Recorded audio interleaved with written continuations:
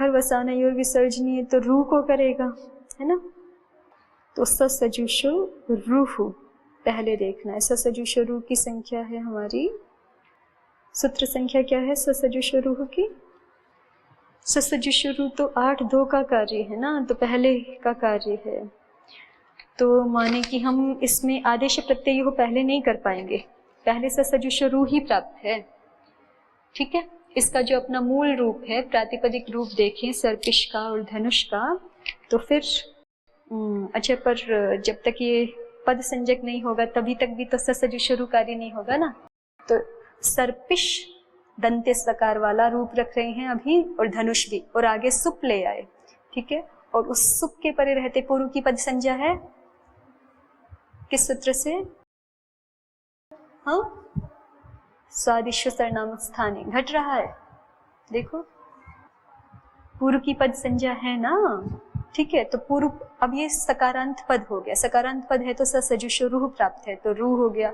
अब इस रू को विसर्ग, रू को विसर्ग, फिर खरवसानयोर विसर्जनीय से विसर्ग, बस इतना ही कार्य हुआ है भी। पहले हमने सर्पिस सु इस स्थिति में सप्तमी बहुवचन के परे रहते पूर्व की पद संज्ञा की, सर्पिस धनुष की, फिर ससजुषो रूह से रू आदेश हो गया, उस रू को खरवसानयोर विसर्जनीय से विसर्जनीय हुआ। अब ये कह रहे हैं कि हमें यहाँ पर आदेश प्रत्यय करना है।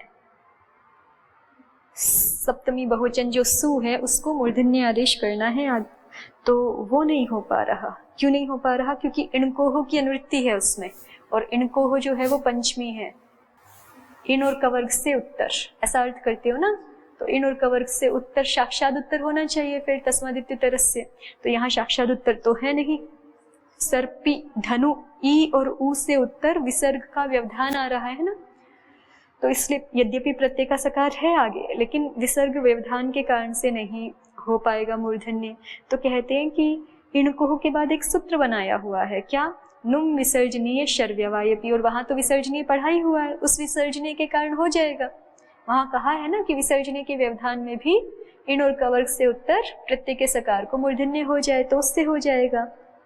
तो उसी बात को जिज्ञासु कह रहा है कि यदि शर में अयोग बाहों को पढ़ दोगे तो फिर वहां शर भी पढ़ा हुआ है, नुम विसर्जनीय शर, तो आपको दो अलग से नहीं पढ़ने पड़ेंगे। भाई विसर्जनीय भी शर में ही आ गया ना, तो विसर्जनीय अलग से पढ़ने की आवश्यकता नहीं है।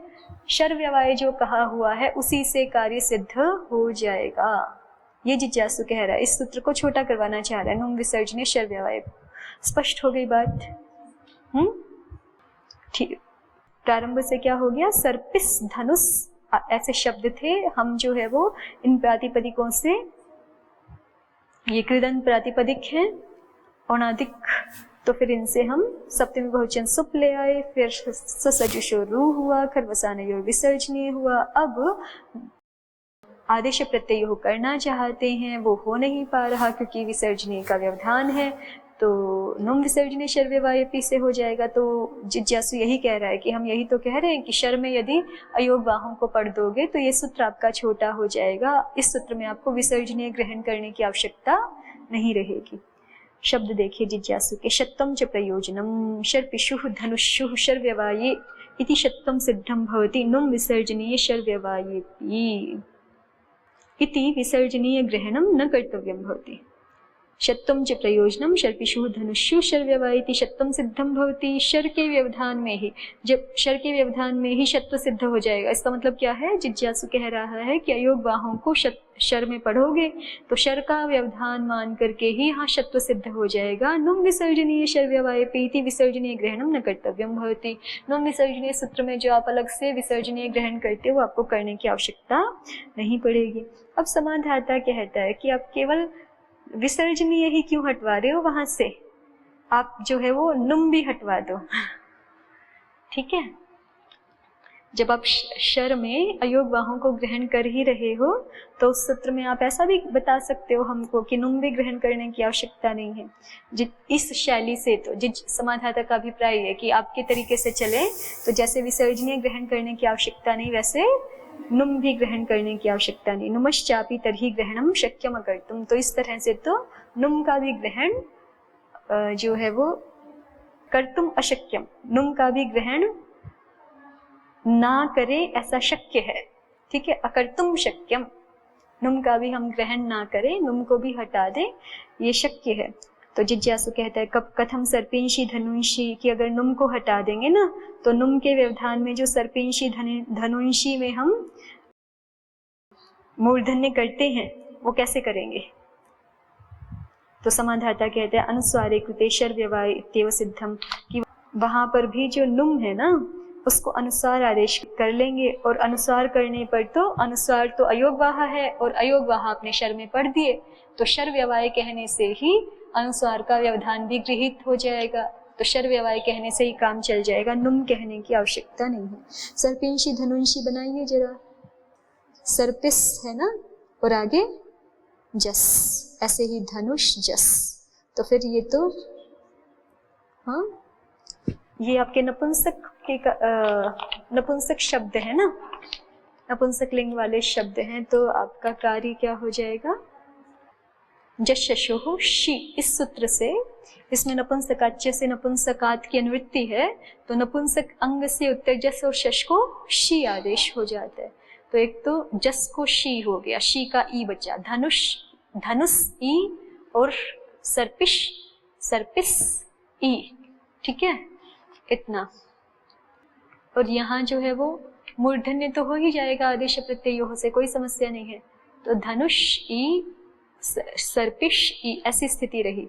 अब यहाँ बात आ रही है नुम की, तो नुम किससे होता है, यहाँ पे नुम हाँ नपुंसकस्य झलच हत्सत्र है, जिसमें कि सर्वनाम स्थानी की अनुवृत्ति आ रही है, और ये जो शी आदेश आपने किया है उसकी सर्वनाम स्थान संज्ञा तो है शी सर्वनाम स्थानम, ठीक है।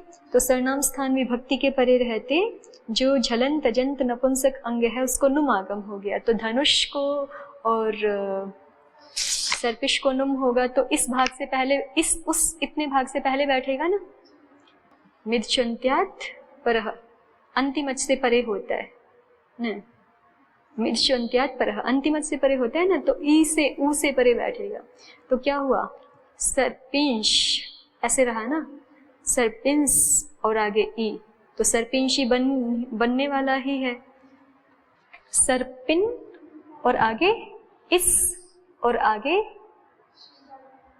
ई, शी का ई, और ऐसे ही सर्पिन धनुन धनुन और आगे सी, इतना रहा ना। तो अब ये कह रहे हैं कि यहीं पर हम जो है वो अच्छा हमने कर लिया मूर्धन्य पहले ही, लेकिन फिर वही पद वाली बात आएगी, पद चल रहा है यहाँ पर, इनको हो आदेश प्रत्ययो हो। अच्छा हमें जो मूर्धन्य करना है सर्पिस उस,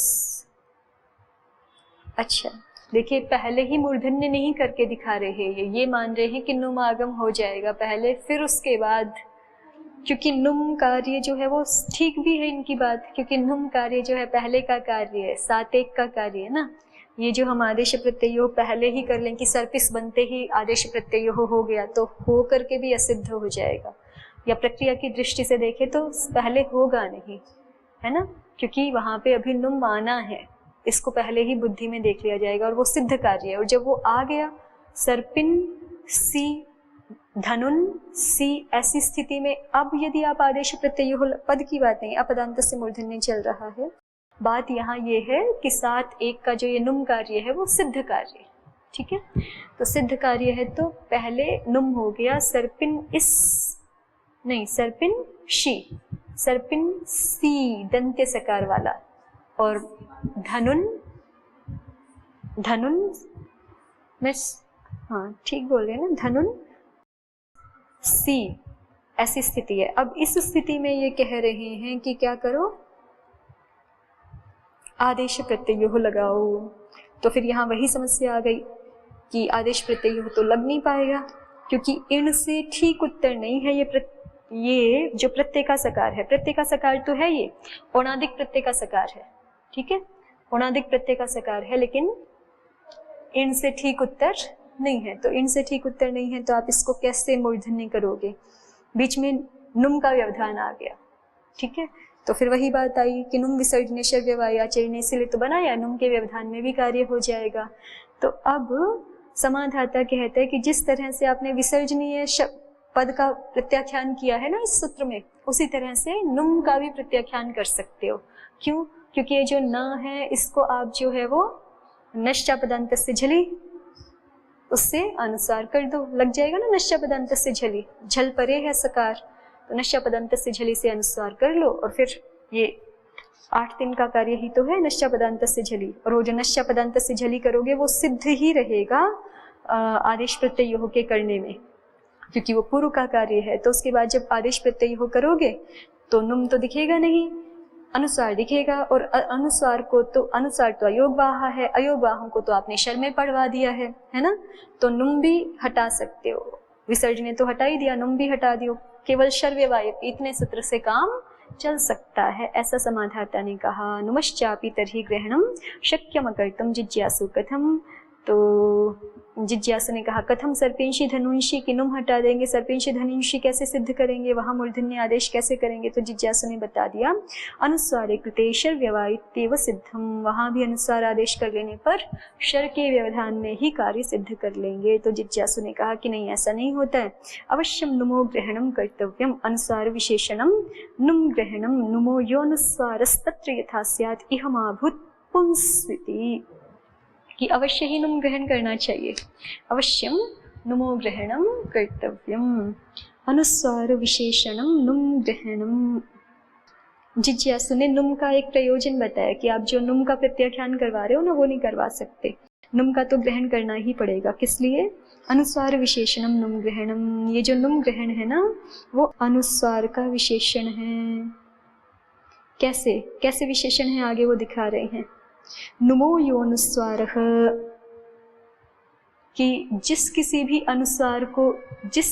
अनुस्वार के व्यवधान में हमें जो है वो मूर्धन्य नहीं करवाना है, नुम का ही जो अनुस्वार है वहीं पे ये मूर्धन्य आदेश हुआ करे।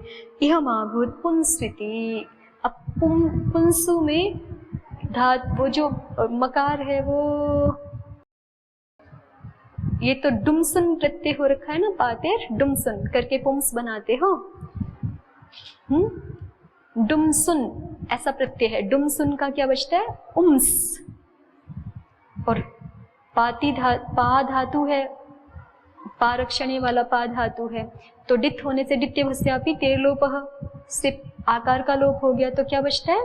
पुंस, ठीक है, ये पुंस प्रातिपदिक बनता है ऐसे औणादिक। अब ये पुंस में जो मकार है ये थोड़े नुम, मान लो इसको हम पुंस के मकार को आगे सप्तमी का बहुवचन ले आए, पुंस और आगे सु। अब ये जो मकार है इसको नश्चापदांत से झली से हमने नकार आदेश किया, उसका क्या अर्थ है? मोनुस्वार से म की भी अनुवृत्ति है, अपदांत मकार को भी और नकार को भी झल के परे रहते अनुस्वार हो जाता है, तो मकार को, पुंस के मकार को अनुस्वार आदेश किया। तो अब ये जो अनुस्वार आदेश है ये नुम के स्थान पे थोड़े हुआ है, नुम के स्थान पे नहीं हुआ ना अनुस्वार, तो यहाँ पे इस अनुस्वार को हमें इस अनुस्वार के व्यवधान में आगे हमें जो सुप्रत्यय है उसमें क्या नहीं चाहिए?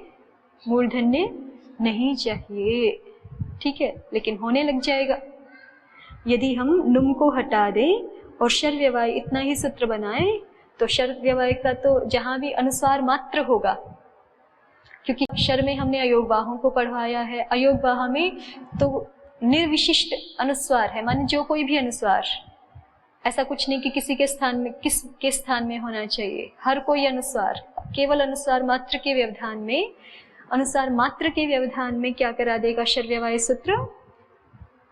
आदेश प्रत्ययों से होने वाले मूर्धन्य को सिद्ध करा देगा, तो फिर अतिव्याप्ति होने लगेगी, अनिष्ट होने लगेगा, है ना।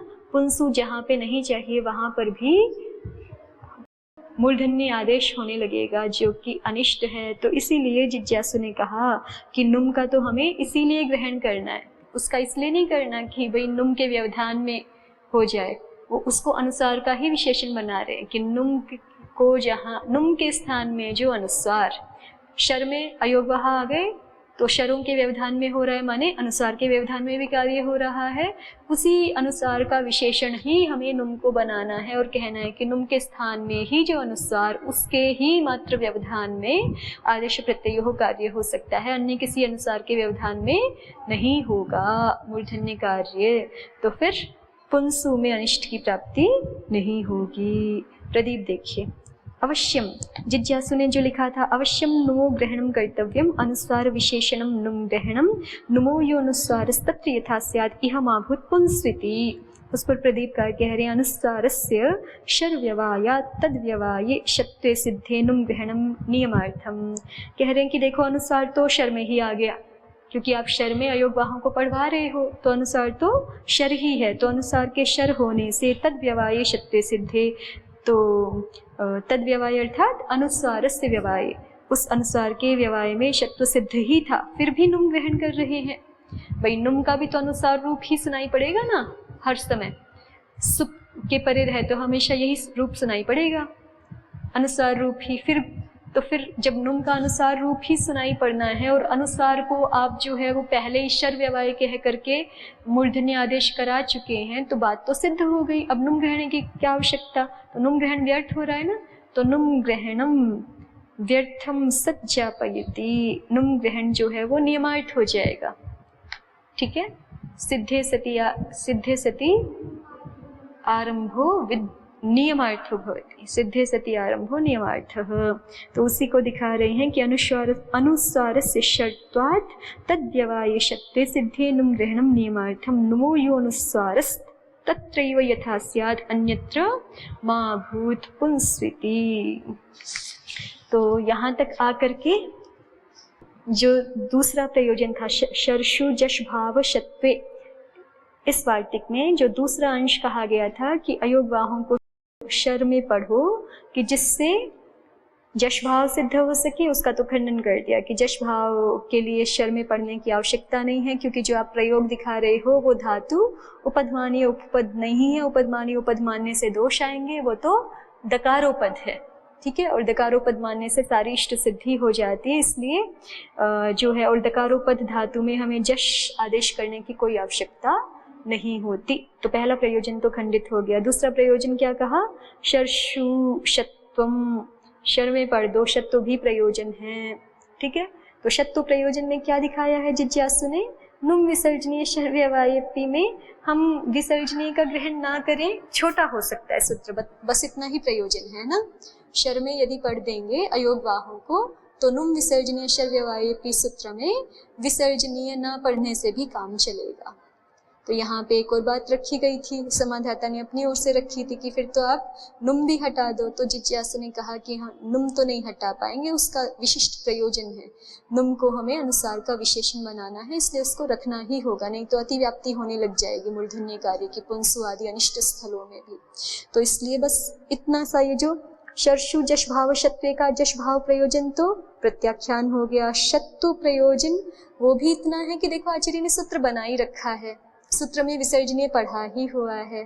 ठीक है, तो इसलिए वो कुछ दोष तो है नहीं है, तो लेकिन फिर भी उसको माने कि सूत्र लघु हो सकता है, ये प्रयोजन है, विसर्जनीय शब्द हट सकता है, तो उतने मात्र में शत्व प्रयोजन है। ठीक, तो इस तरह से अब एक बार प्रारंभ से देखिए, प्रकरण जो चला था, जिज्ञासु ने कहा था इमे अयोगवाह न क्वचित उपदिश्यन्ते श्रूयन्ते च, ये जो अयोगवाह हैं ये कहीं पर भी उपदिष्ट तो नहीं है लेकिन सुनाई पड़ते हैं, तो उनका कार्यार्थ उपदेश कर दो। तो समाधाता ने जिज्ञासु से ही पूछा था कि आपको कहाँ कार्य दिखाई पड़ रहे हैं, कहाँ उपदेश कराना चाहते हैं, तो जिज्ञासु ने अभी तक दो प्रयोजन दिया। अयोगवाह नाम अट्सु नत्वम, वो प्रयोजन रखा है अभी, माने अवस्थित है, उरहकेण उरकेण उरपेण उरपेण, यहाँ पर नत्व सिद्ध हो जाए अट व्यवाय में भी, इसके लिए अयोगवाहों को अट में पढ़ देना चाहिए। और दूसरा शर्षु जश भाव शत्व, ये हमने देख लिया, जश शरों में पढ़ने का प्रयोजन था, जश आदेश सिद्ध हो जाए और शत्व सिद्ध हो जाए, तो जश आदेश ये खंडित हो गया, ये प्रयोजन प्रत्याख्यान हो गया, और शत्व सिद्ध हो जाए तो वो यदि यहाँ ना भी करवाए तो भी सिद्ध है, क्योंकि सूत्र में विसर्जनीय पढ़ा ही हुआ है। है ना। जो प्रयोजन दिखा रहे थे सर्पिशु धनुषु, वो बिना इसके भी सिद्ध है। पर हाँ ठीक है, यदि पढ़ देंगे तो इतनी सी इष्ट सिद्धि हो जाएगी कि विसर्जनीय वो शर्व्यवाय नुम विसर्जनीय शर्व्यवाय सूत्र में हम विसर्जनीय को ना पढ़ें, सूत्र लघु हो सकता है, इतनी सी बात है। लेकिन अब दूसरी तरफ भी तो शर में पाठ करवा ही रही हो उनका, वहां पर भी तो पाठ करवाना पड़ेगा ना। फिर वहां नहीं कर रहे, यहाँ विसर्जनीय पढ़ा हुआ, लगभग एक ही बात है, कोई ज्यादा कुछ इसमें छोटा बड़ा नहीं हुआ। तो अब जिज्ञासु एक तीसरा पक्ष भी दे रहा है। पहले दो दिए थे ना कि या तो अट में पढ़ो या तो शर में पढ़ो, नहीं या तो नहीं, और अट में भी पढ़ो और शर में भी पढ़ो। अट का भी कार्य है और शर में पढ़ने का भी कार्य है। अथवा जिज्ञासु कहते हैं अथवा अविशेषेण उपदेशः कर्तव्यः, या फिर ऐसा कीजिए कि आप जो है वो अविशेष रूप से उपदेश कर दीजिए। प्रदीपकार कह रहे हैं प्रयोजन विशेषम अनपेक्ष सकल प्रयोजनोद्देशेन यत्र यत्र प्रदेशे प्रयोजन सिद्धिस्तत्र तत्र उपदेशः कार्यः, कि प्रयोजन विशेष की अपेक्षा ना करके सकल प्रयोजन उद्देश्य न, कि भाई इस शास्त्र में जितने भी प्रयोजन संभव हो सकते हैं प्रत्याहार पढ़ने, प्रत्याहारों में अयोगवाहों को ग्रहण करने से वो सकल प्रयोजन सिद्ध हो जाए, उस दृष्टि से, उस उद्देश्य से, लक्ष्य से यत्र यत्र प्रदेशे प्रयोजन सिद्धिस, जहाँ जहाँ भी, माने प्रत्याहारों में जिस जिस प्रदेश में, जहाँ कहीं भी, कहीं अटो में, कहीं अण में पढ़ने की आवश्यकता है, कहीं इन, कहीं जो है वो यण में पढ़ने की आवश्यकता है, माने जहाँ से भी कार्य सिद्धि होती हो वहाँ वहाँ तत्र तत्र उपदेशः कार्यः, अविशेष रूप से उपदेश कर दो। ठीक है, अब ऐसा कर तो नहीं सकते, क्योंकि यदि हम साक्षात उपदेश करेंगे तो वो तो कहीं ना कहीं एक ही स्थान पे होगा।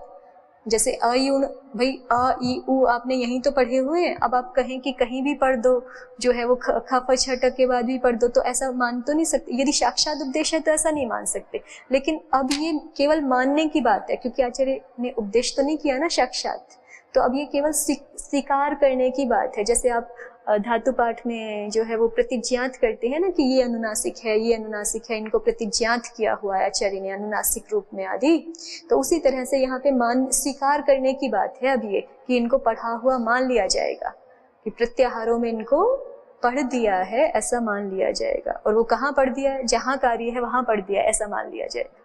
ये एक पक्ष जिज्ञासु की ओर से आ रहा है। अथवा अविशेषण उपदेशः कर्तव्य, कर ले, इसमें 10 मिनट शायद और लगेंगे तो ये प्रकरण पूरा हो जाएगा।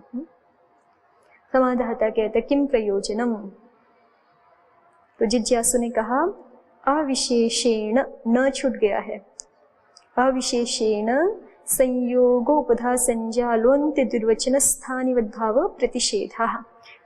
जिज्ञासु ने तीसरा पक्ष रखा है ना, अविशेष रूप से उपदेश कर दो। तो समाधाता ने पूछा अविशेष रूप से उपदेश करने के प्रयोजन क्या है, तो बता दिया कि अविशेष रूप से उपदेश करेंगे तो प्रयोजन है संयोगोपधा संजालोन्त्य दुर्वचन स्थानिवद्भाव प्रतिषेध। अब इनको स्वयं ही एक एक करके दिखा रहे हैं, देखते जाइए। अविशेषेण संयोग संज्ञा प्रयोजनम उपजक हलोनंतरा संयोग इति संयोग संज्ञा संयोगे गुरु इति गुरु संज्ञा गुरोः इति प्लुतो भवति। देखिए धातु जो है आपकी उपधमानीय उपधा वाली, ठीक है, उपधमानीय उपधा वाली धातु है यदि आपकी, और आपने इसे नुल त्रिचौ से नुल प्रत्यय कर लिया तो अ का आदेश होकर के आपका रूप सिद्ध हो जाएगा। अब वही उपधमानीय जो उपधा थी, देखिए प्रदीप देखिए, उपधमानीय से जश्त्वे कृते, पहले जैसे दिखा रहे थे उपधमानीय धातु माने तो वहां पे जश तो कर लेंगे, फिर उसको झलाम जश झशी लग सकेगा ना, झल भाई कहीं पर भी मान सकते हैं, तो झलों में मान लिया, उपधमानीय जो है उसको झल में मान लिया, और पूर्वज झलाम जश झशी करके जश्त्वे कृते संयोग संज्ञायाम। अब जश तो कर लिया तो ब हो गया, ब ज की संयोग संज्ञा हो गई हलोनंतरः संयोगः से, और फिर संयोगे गुरु से जो पूर्व में ऊ है उसकी गुरु संज्ञा हो गई, गुरोः से गुरोरनितो से उसको प्लुत सिद्ध हो गया।